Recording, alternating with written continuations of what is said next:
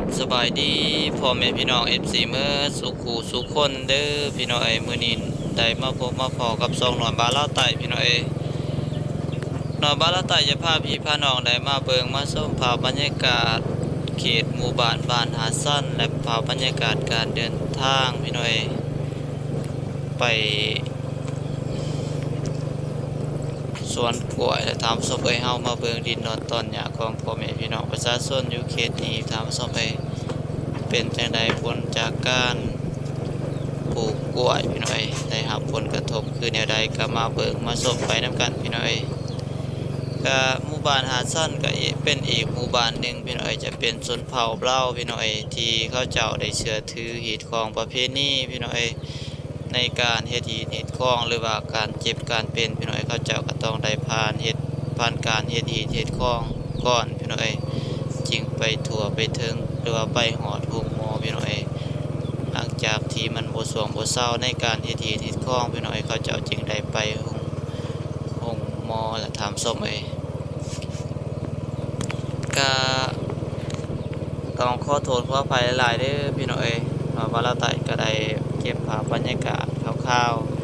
ๆหมู่บ้านเขาเจ้าก็เป็นหมู่บ้านที่เรียบตามแคมทางพี่น้อยแคมทาง18เบพี่น้อยแคมทาง18เบฐานส้มที่เขาเจ้าได้ตั้งถิ่นฐานพี่น้อยตอนนี้ก็วิทย์หมู่บ้านเขาเจ้าแล้วพี่น้อยก็ตอนนี้หอดสะคลองหรือว่าหอดทางที่เฮาจะได้ไปเฮ็ดเวียงอะไรพี่น้อยภาพบรรยากาศการเดินทางพี่น้อย เฮามาเบิ่งน้ำกันพี่น้อยสำหรับเส้นทางที่เฮาไปนี่ก็ยุ่งยากพอสมควรท่านผู้ชมเพราะว่ามีฝนตกแล้วก็มีน้ำขังอังพี่น้อย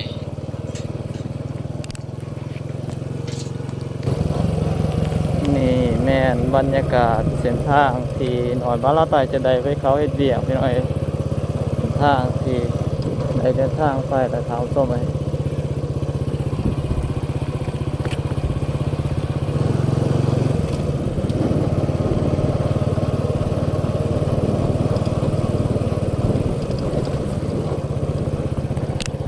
อันนี้จะเป็นปลากล้วยเด้อพี่น้อยแต่มันเป็นปลากล้วยที่ข้าวเจ้าได้ทิมไปแล้วพี่น้อยน่าจะแม่นเป็นดินที่เสียคุณภาพที่หมดคุณภาพนั่นแหละทำส้มที่ใช้งานบ่ได้ทำส้มข้าวเจ้าก็ได้ทิมได้ปลาแล้วพี่น้อยน่าเสียดายพี่น้อยดินดอนต้นหญ้าของพี่น้องชาวลาวเฮากันเป็นเนื้อที่กว้างใหญ่ไพศาลพอสมควรเอาส้ม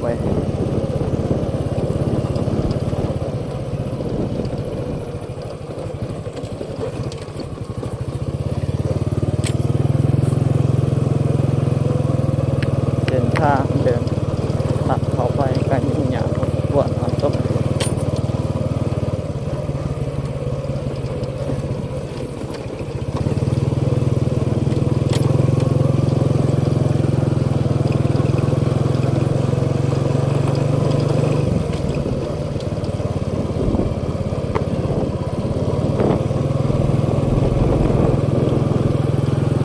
นี่แหละพี่น้องดินดอนตอนหญ้าของพี่น้องสาวลาวเฮา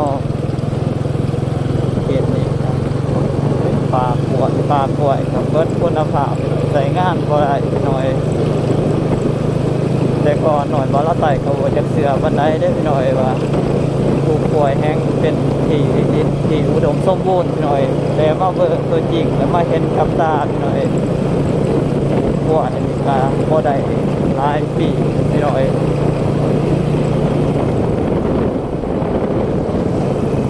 มาเสื่อมโทรมมันคุณภาพทางส้ม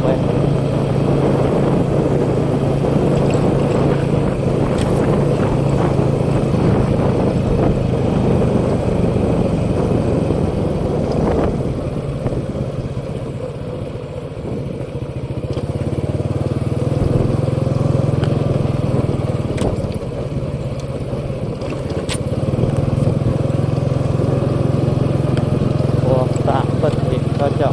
มาลงทุนนะ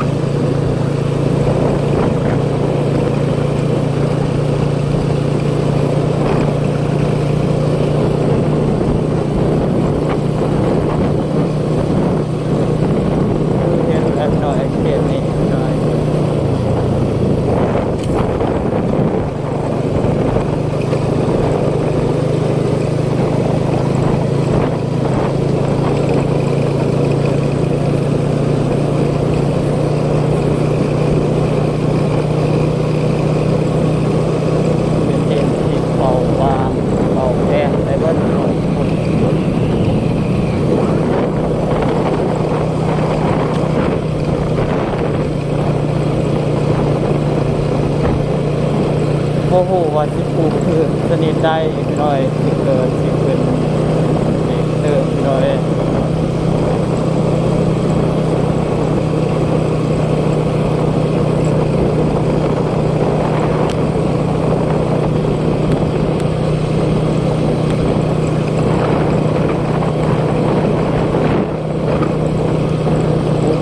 ก็ได้แต่ทำนี่แล้วจะไปเป็นคน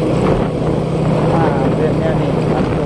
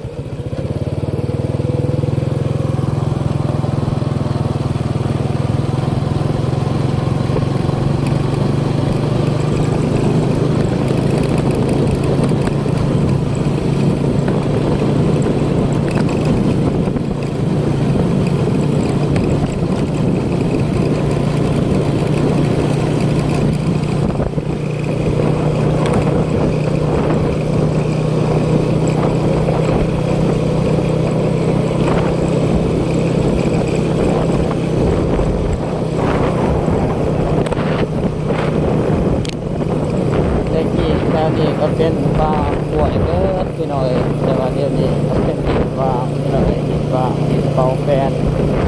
บ่มีกล้วยสร้างเกิดมาขึ้นเลย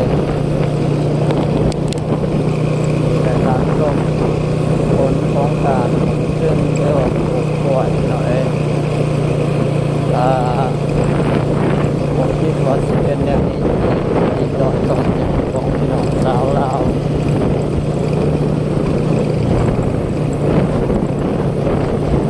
ลายหล่อยตาพี่น้องเป็นคือในอันตรงเลย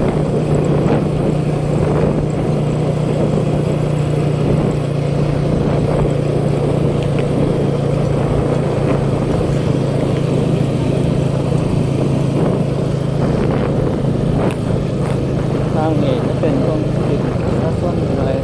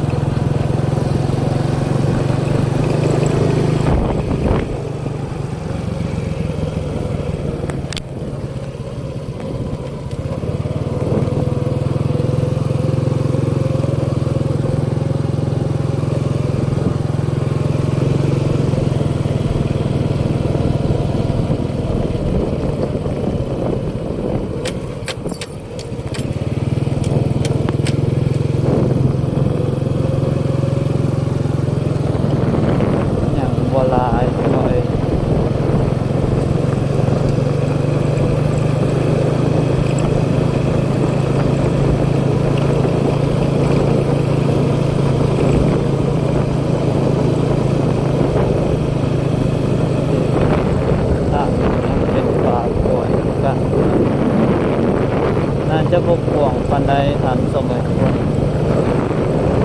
โอโทโตดินมันเป็นดินพอว่า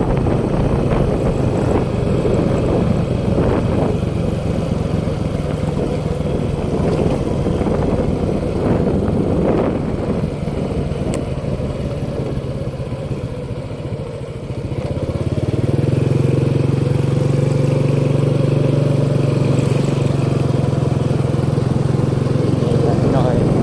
ข้างนี้น่าจะบ่พออีกอะไรปีกหน่อยอาจจะเป็นคือที่ดินข้างป่าเรื่องนี้นะครับสมัยน่าจะได้หน่อย